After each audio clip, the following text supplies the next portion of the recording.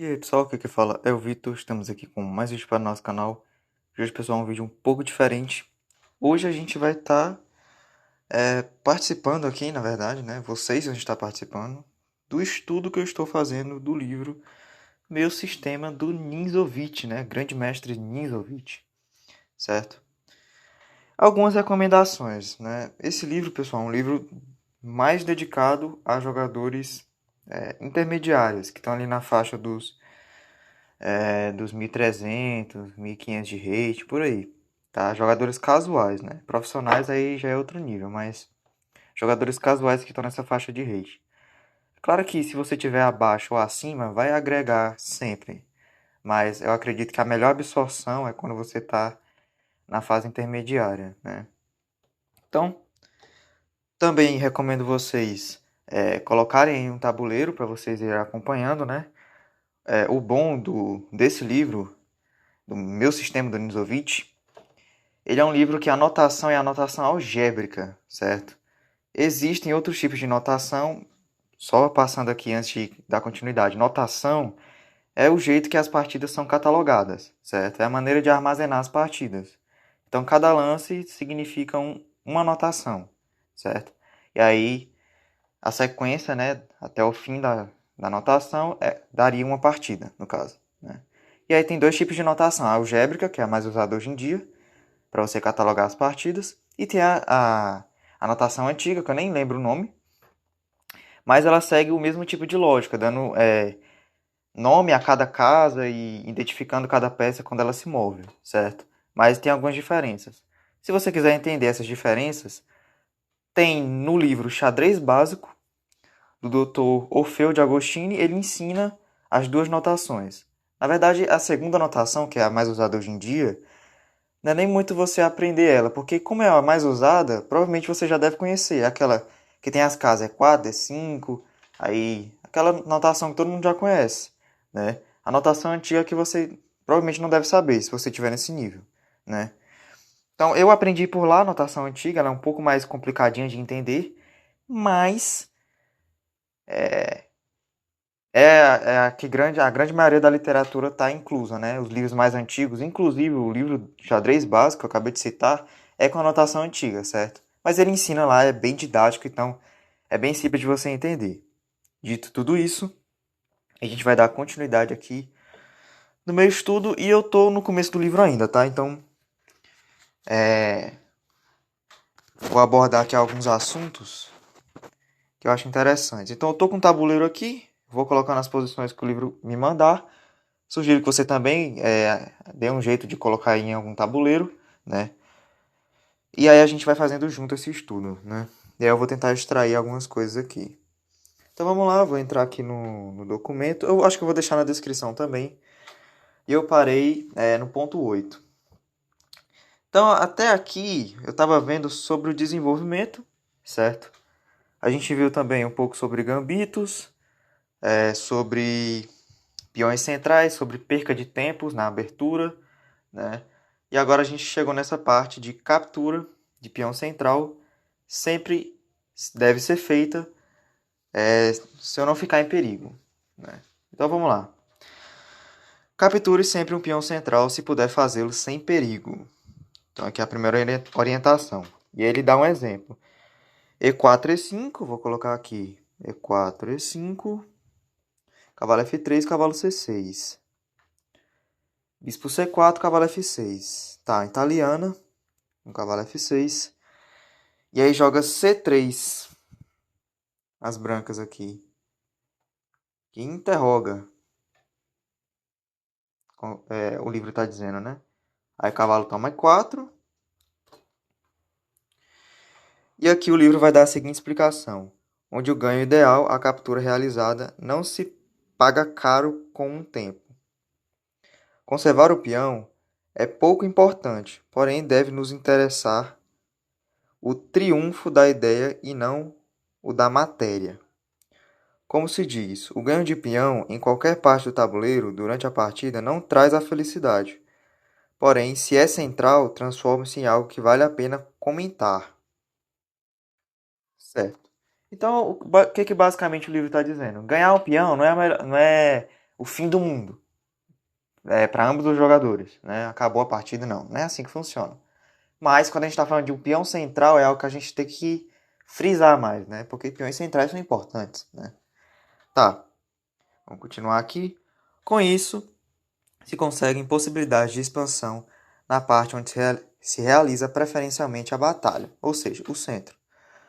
Considerando dessa forma, podemos dizer que quem o consiga receberá, do contrário, as mesmas manifestações de apreço do que daquele que, sentado em uma reunião relaxadamente, olha com superioridade para os seus vizinhos mal acomodados, né? Então aqui basicamente está dizendo que o jogador que ganha um peão central, ele se sente um pouco mais confortável na posição, né? O livro fala sobre esse olhar de superioridade, mas ele faz umas analogias bem interessantes, né? Então a gente vai tentando absorver isso aqui. Eu não vou ficar explicando toda coisa que eu li, não, tá? Aqui nem sei se eu tô entendendo também, né? Tá, tudo bem. Com isso, se conseguem possibilidades de expansão na parte onde se realiza. Não, acabei de ler isso aqui.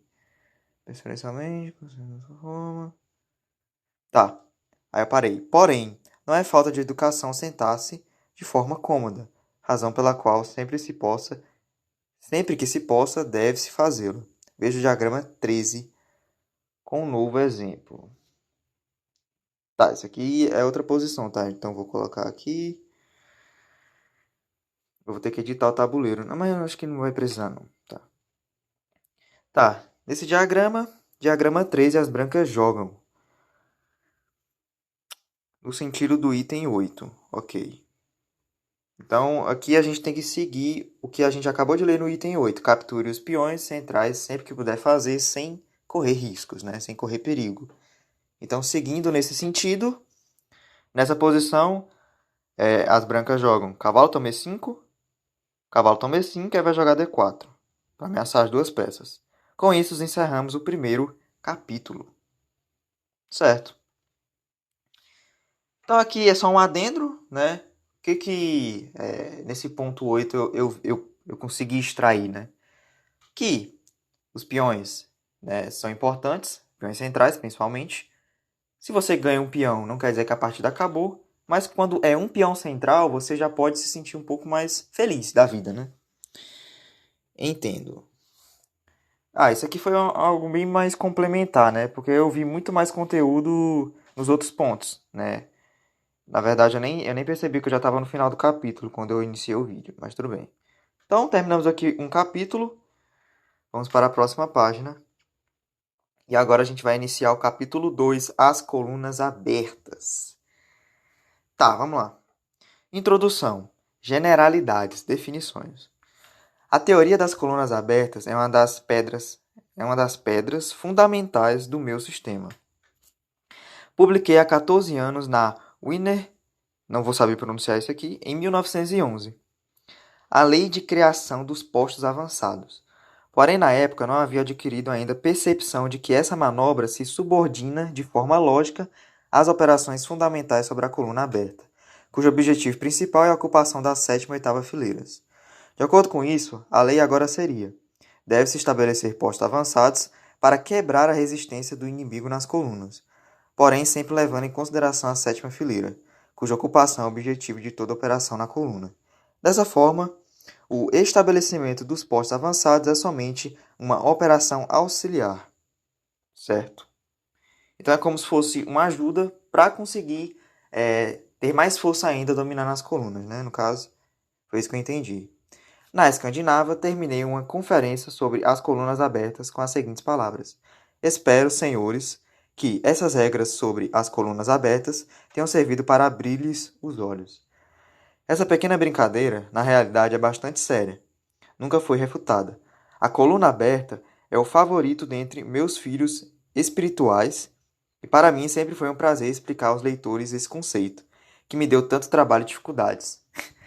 Aqui a gente vê o Nisovich, né, escrevendo o livro, claro, e ele traz uma ideia bem mística mesmo, né? O cara não é que nem o Fischer fala, o xadrez é só o lance. O que importa no xadrez são os lances, né? Aqui o Nisovich ele tem uma visão muito mais, ele chama A coluna aberta é o favorito dentre os meus filhos espirituais. Então o cara leva o bagulho a outro nível, assim, né? Interessante. Diz que uma coluna está aberta para uma torre quando nela não existe o próprio peão, né? Que faz sentido. No caso, estaria aberta para mim e fechada para o adversário, né? Porque tem o peão do adversário ainda, né? Do outro lado. Tudo bem. Ou, ou se existe que esteja situado atrás da torre, como por exemplo, nesse diagrama, tá. Aqui tá falando que eita, a coluna H está aberta para a torre que está em H. Por quê? Porque o peão está atrás dela, certo? E a torre que está em F, a coluna também está aberta para ela. Por quê? Porque não tem um peão da cor branca na frente dela, né? O mesmo vale para a torre que está em B. No caso, a coluna E está... Coluna D, na verdade. Coluna D está fechada, porque tem um peão de casas brancas ali na frente da dama, né? Então, aqui ele exemplificou bem os exemplos que ele acabou de dar, né? Então, pessoal, voltamos aqui. Tive uma interrupção, né? Então, diagrama 14. As brancas têm abertas as colunas B, F e H e fechada a coluna D, como a gente já viu. Depois de H6, a coluna H fica bloqueada. Essa definição supõe que, ao se decidir se uma coluna é aberta ou fechada, não nos deve preocupar a questão de que a coluna esteja ou não totalmente livre de peões, mas sim se constitui ou não uma pista de acesso para atacar os pontos vulneráveis ou peças ativas do adversário, geralmente peões. Tá, então o conceito que ele acabou de dar aqui não é universal, né, que ele está dizendo. É basicamente uma coluna é aberta, se através da mesma eu consigo atacar pontos vulneráveis do meu adversário. Então não tem muito assim definição, mas tem uma regra, né? Mas não é regra absoluta. Ok. Não há em princípio diferença fundamental em atacar uma peça, um peão ou uma casa, certo? Imaginemos, por exemplo, que em uma dada posição a torre branca esteja em H1 e o rei inimigo em G8, com o peão em H7. A torre está atacando o peão de H7. Porém, se esse peão desaparece do tabuleiro, a torre continuaria atacando a casa H7, que é o objetivo de conquista. Em ambos os casos, as brancas, com todo o material que tiverem, o que é claro que deve acontecer, pois no diagrama nada mais faz do que indicar a essência da posição. Tratarão de alcançar a supremacia sobre a casa H7, acumulando maior número de atacantes do que defensores. E, depois desse trabalho, em um caso jogarão torre captura H7 e no outro H7. A diferença somente está em que, no primeiro caso, as brancas colocam uma peça com orgulho de vencedor na casa do peão, tomando, e no segundo caso, na casa conquistada. Com a capacidade do peão em H7, como a capacidade do peão em H7 era de uma magnitude que tendia a zero, na prática não havia diferença entre uma ou outra operação, uma vez que se cumpriram os objetivos do ataque, os quais, por outro lado, devem ter o maior grau de concisão. Então aqui, o que o Nisovinho está dizendo? Né? Muito mais importante é a coluna aberta, em si. Ele citou o exemplo de... Primeiro exemplo, o peão estava caindo e a torre toma o peão. Outro exemplo, a torre chega na mesma casa, porém não tinha um peão caindo ali, porque aquele peão desapareceu. Mas o objetivo da torre chegar até a casa H7 foi cumprido. Então, o que mais foi relevante aqui foi a questão da torre chegar ao seu objetivo. A torre se aproveitar da coluna aberta, no caso. E nem tanto assim tomar o peão. Claro que tomar peões é bom, mas eu entendo qual é a prioridade que ele está querendo trazer aqui, né? Formação de colunas abertas por via pacífica e por avanços bélicos, o ataque lateral. Da definição de coluna aberta, surge logicamente que a coluna se abrirá quando dela desaparecer um dos nossos próprios peões. Esse desaparecimento se consegue por via pacífica, fazendo com que o inimigo se seja obrigado a tomar uma peça nossa, muito bem colocada na forma central, para retomá-la com um peão. Diagrama 15. Né? Então tá aqui o diagrama. Eu não vou precisar colocar, né? Porque ele já está colocando aqui para mim. Então tá. As pretas, ao jogarem bispo captura E3. Então, pretas captura o peão. Pretas captura o bispo. Vai tomar de peão e vai abrir a coluna F. Né? Abrem para as brancas a coluna F. Há que se ressaltar aqui a colocação central da peça oferecida em troca, pois raramente e nunca na abertura se estará em condições de forçar o inimigo a uma troca que abra colunas por meio de uma peça colocada lateralmente. Consegue-se muito mais facilmente o objetivo com colocações centrais, porque então a peça oferecida é perigosa por poder exercer sua capacidade agressiva por todos os lados. Então é uma troca justa, né? Eu estou trocando uma peça central por uma coluna aberta, que faz um pouco mais de sentido. Na partida Thomas-Alekhine, né, Thomas contra Alekhine no caso, jogada em Baden-Baden em 1925, temos um belo exemplo a partir da posição do diagrama 16. Né? Diagrama 16 jogam as brancas. Ok. As pretas têm o seu cavalo centralizado e as brancas se veem obrigadas a trocar. Né? Então, cavalo captura D4 e captura D4 ameaça o cavalo. Ou seja, abrindo a coluna C. Então, o que foi que as brancas fizeram?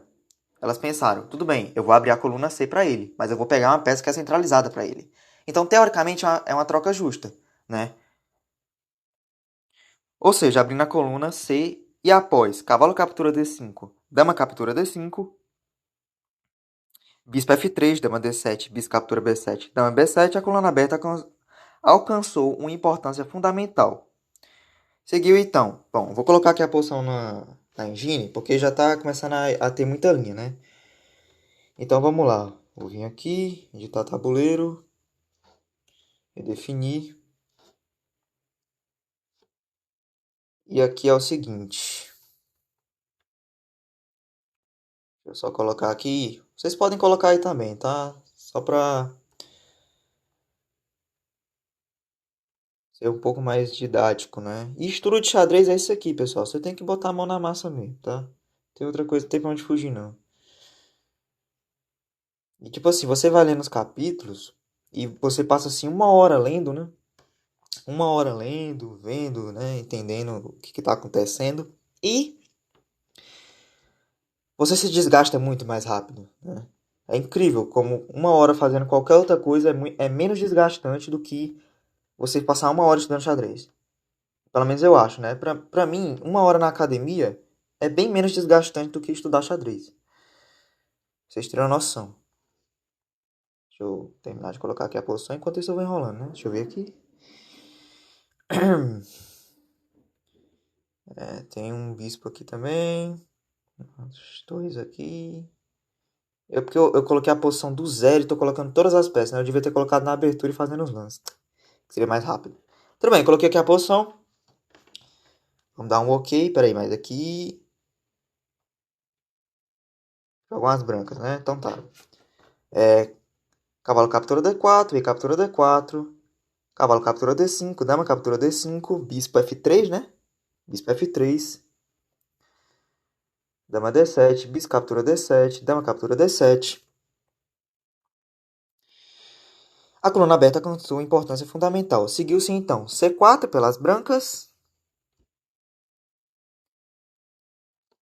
Tá, tentando ter algum certo domínio, mas acho que tomam passando, né? Caso contrário, o peão C2 seria insustentável. Realmente. Ou joga esse ou vai ficar com um peão fraco, né? Mas eu acho que troca e eu acho que vai jogar com C4 de novo, né? Assim. Mas aí as pretas vão ter um plano bem simples de B5.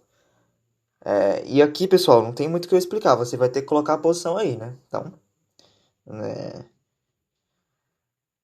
eu vou fazer um esforço de colocar na edição aí a posição. Para vocês verem o lance que foi feito e a ideia que eu acabei de falar.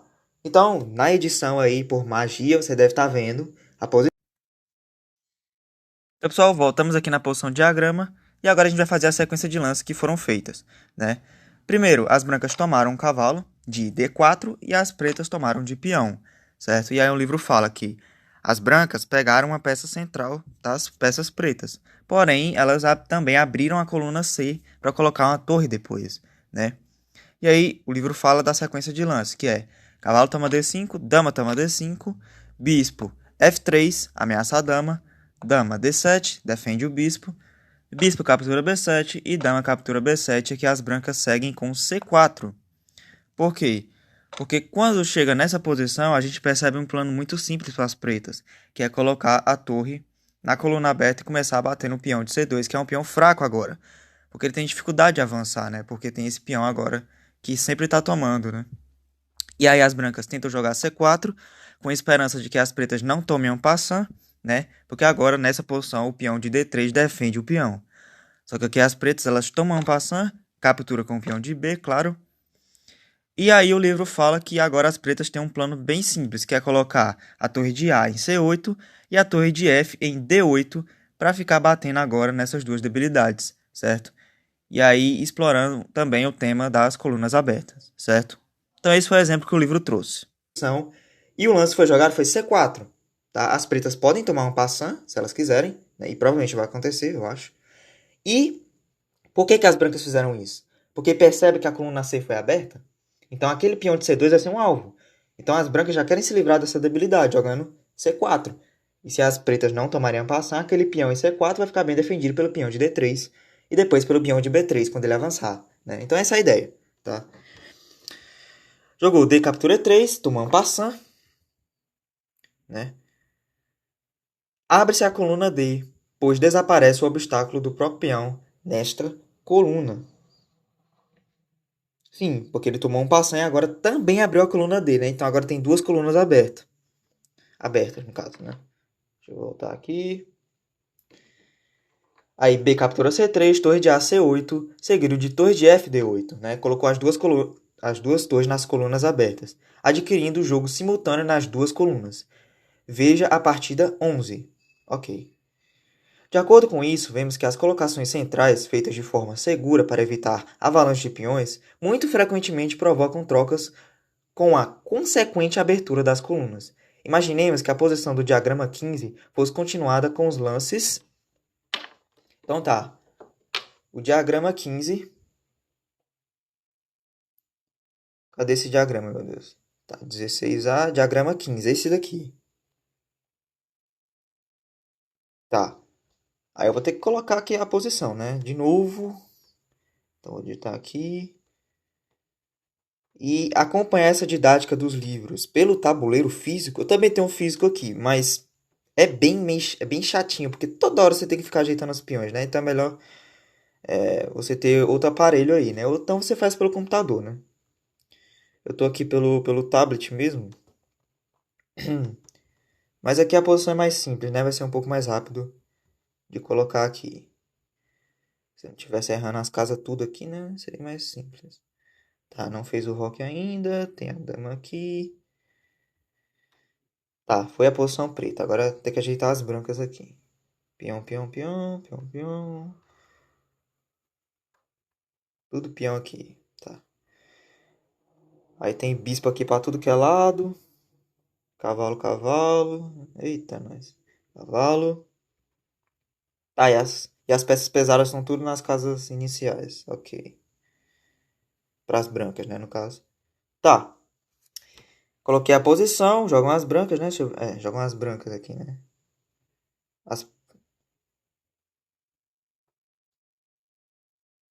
Não, as pretas jogam. Bis captura F3. Bis captura E3, no caso. E aí, deixa eu ver aqui só voltando.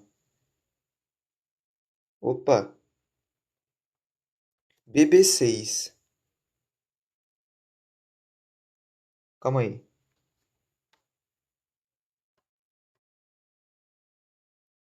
Não, as pretas seguem. Ah, BB6. Então não toma, né? No caso, muda o lance, né? Não fez a tomada. Bispo B6. Então vamos lá. Bispo B6. Uma linha de jogo poderia ser Dama D2, Roque Roque, H6. Seria ruim. Nossa, tá aqui o diagrama embaixo. Ih, caramba. O objetivo. Tá, mas vamos seguir, né? Dama D2, Roque. Ai, meu Deus. Esqueci de ativar o Roque. Ai, caramba. Está tabuleiro. Permitir o rock para os dois lados. Feito. Pronto. Agora vai lá e faz o rock. Pronto. Fez o rock, fez o rock. E. Pera aí que eu. As brancas fizeram rock grande, né? Ai, meu Deus.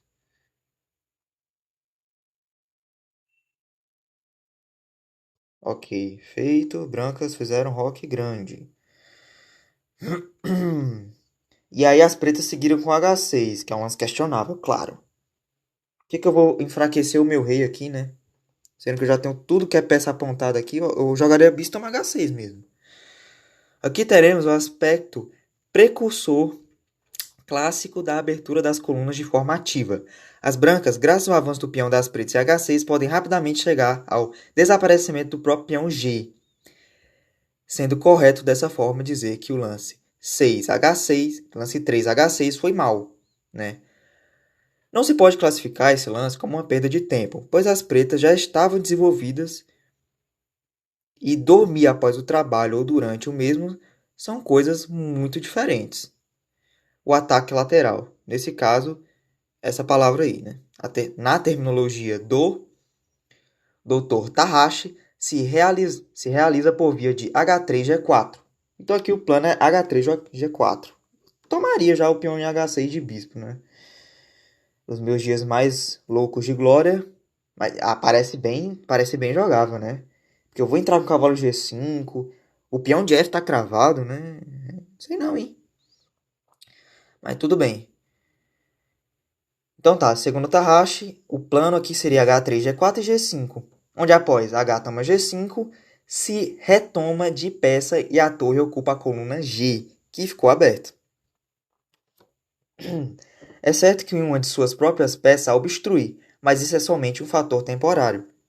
O verdadeiro obstáculo é um peão inimigo que, obstinadamente, se coloca à nossa frente e muitas vezes requer um trabalho duro para tirá-lo do caminho. O novo exemplo. Imaginemos que no diagrama 16A, os bispos de B6 e E3 não existam e que os peões pretos estejam em H. Então, voltamos aqui para o início. 16A, deixa eu ver se está igual. Sim, agora é só editar o tabuleiro e tirar os dois bispos, né? Quais são os bispos? De B6 e E3. Então, tira esse bispo e tira esse bispo. Sai para lá. Feito. Ok. Não existam. E que os peões pretos estejam em H7. Que os peões pretos estejam em H7 e G6. Ok. Uma estrutura como se fosse um fianqueto, né? Então, deixa eu editar aqui. Fianquetei. Pronto. Agora eu tenho um ponto de contato em H5, né? Eu posso jogar H4 H5, né? Ok. E é bom você, antes de ler, você ver a posição e tentar imaginar o que você faria, né? Que aí você vai ver se vai bater com o que está no livro. Tá, respectivamente. Nesse caso, o ponto de ataque lateral é G6. Sim, porque eu vou jogar H5, H4, H5. E, portanto, se tratará de abrir a coluna H. Sempre deve ser a coluna vizinha ao ponto de ataque, ok? O plano de ataque será H4, H5, foi o que eu disse. E H toma G6. O principiante, às vezes, dá demasiada importância às colunas abertas. Um deles, cheio de orgulho, mostrou-se uma posição com colunas abertas a qual havia chegado. Porém, no tabuleiro já não havia damas nem torres, pois haviam sido sacrificadas anteriormente. Aí é bem lógico, né? Porque do que adianta você ter colunas abertas se você não tem nem torres nem damas, né? Então, as peças menores, elas vão se aproveitar muito pouco dessa vantagem, né? Não tão quanto as peças pesadas. Tudo bem. Na posição modificada do diagrama 16A, há, no entanto, um pequeno inconveniente, e por isso, antes de se jogar H4, é necessário se atacar o incômodo cavalo preto em F6. Sim, porque H4 e H5 não pode, porque ele toma de cavalo. Tem isso também. Como eu posso atacar esse cavalo? Eu tenho o cavalo D5. Cavalo D5. Eu jogaria o cavalo D5 aqui. Tá, na posição modificada do diagrama 16A, há, no entanto, um pequeno inconveniente, no caso. E por isso, antes de se jogar H4, é necessário se atacar o incômodo cavalo em F6 com o cavalo D5. E então, se poderá jogar tranquilamente e sem perder nada H4. Como último recurso, a parte atacada ensaia, por sua vez, a ida do peão a H5 ou G5, sim, se antecipando para o ataque. Mas esse último lance não é possível, porque a casa G5 está dominada pelas brancas. Sim, se jogar G5 eu tomo de cavalo. Ou de dama, talvez. Então talvez ele jogue H5 para evitar o H5 do... Evitar o H5 das brancas, mas aí já vai ter um dama G3, né? Aliás, um dama H6, que é muito mais forte. Nossa, dama H6 é forte, hein? Verdade. Tá, então aqui a gente vai para mais um capítulo, certo? Então, pessoal, vou estar encerrando o vídeo por aqui, tá? Então, o que a gente pôde extrair aqui, né? Sobre peões centrais, a importância deles. Eu consigo ter a conclusão que tomar um peão é muito mais vantajoso quando é um peão central, né? Sempre é bom tomar peões, mas tem aqueles que são mais importantes, claro. Também a gente já viu, né, sobre a importância das colunas abertas, que esse conceito não é algo universal, né? Pode existir outro tipo de posição que a gente considere que a gente tem uma coluna aberta, porque a gente está atacando pontos frágeis do nosso adversário. E que muitas das vezes essa coluna aberta ela é um pouco mais importante do que, por exemplo, eu estou tomando um peão, né? E é basicamente isso. Algumas ideias de ataque também, né? Então, esses exemplos que a gente vê também que o livro traz de partidas de jogadores, serve também para a gente colocar em prática nas nossas partidas, né? Porque são ideias, né? Mesmo que esteja explicando outro assunto, as ideias ainda prevalecem, né? E aí o próximo capítulo é o objetivo ideal das operações em uma coluna aberta. Comentários sobre pequenas operações laterais, incursões e manobras envolventes. Olha aí. Então é isso aí, pessoal. A gente deu uma pequena sequência no estudo aqui e às vezes, né, a gente pensa que quando a gente estuda, faz esse tipo de estudo, a gente não está aprendendo nada, né? Porque, vamos combinar, todo mundo sabe que coluna aberta é boa, né? A gente colocar nossas peças em colunas abertas, principalmente o jogador que é alvo desse livro, que é os jogadores intermediários. Eu acredito que quase todo jogador intermediário deve saber que colunas abertas chama por torres e damas, né? Basicamente. Então, por que a gente lê esse livro, e a gente tem essa ideia de que, eu já sei isso. Só a gente tem essa ideia, só que a questão é o seguinte: existe uma grande lacuna entre você entender algo e você aplicar aquilo. O que eu quero dizer? Um jogador iniciante que aprendeu a jogar xadrez ontem, ele também vai entender esse conceito. Uma coluna aberta chama por torres. É de simples compreensão, né? Mas a questão é como você vai aplicar aquilo. Às vezes você conhece o tema, mas você aplica nas suas partidas, né? E isso é muito importante, porque, por exemplo, a gente sabe que na abertura a gente tem que desenvolver as peças. Tem que desenvolver as peças para poder jogar, né? Não tem como jogar sem desenvolver. Mas aí nas nossas partidas, pode ter certeza. Você sabe os conceitos, mas pode ter certeza, toda partida que você for analisar a sua, você vai ver que vai ter erro de conceito, desenvolvimento, de ir atrás de coisas fúteis. Por exemplo, lances primitivos. Eu vou mover minha dama lá pra casa, lá no fim do mundo, só pra ameaçar um peão. Esse lance essencialmente não é bom. Porque os lances bons são aqueles que produzem a ameaça e melhoram suas peças, né? Então, uma ameaça fútil que piora a sua peça não é um lance bom, né? E a gente acaba fazendo isso pelo instinto de querer já ganhar direto. Eu tenho que jogar sempre indo direto no ataque, achando alguma maneira de já ficar melhor direto. E às vezes no xadrez não é assim. Às vezes a gente tem que ir administrando as coisas. E às vezes você ficar melhor, ficar ganho ou ganhar material é resultado disso. Você jogar seguindo os conceitos, né? Então às vezes a gente respeita esses conceitos buscando essa vitória mais rápida. Mas isso acaba atrasando a nossa vitória, né?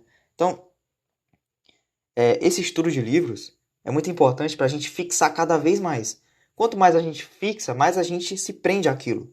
E mais a gente começa a querer aplicar na nossa partida, né? Se você vê uma vez que o par de bispos é bom, talvez você não leve muito em consideração.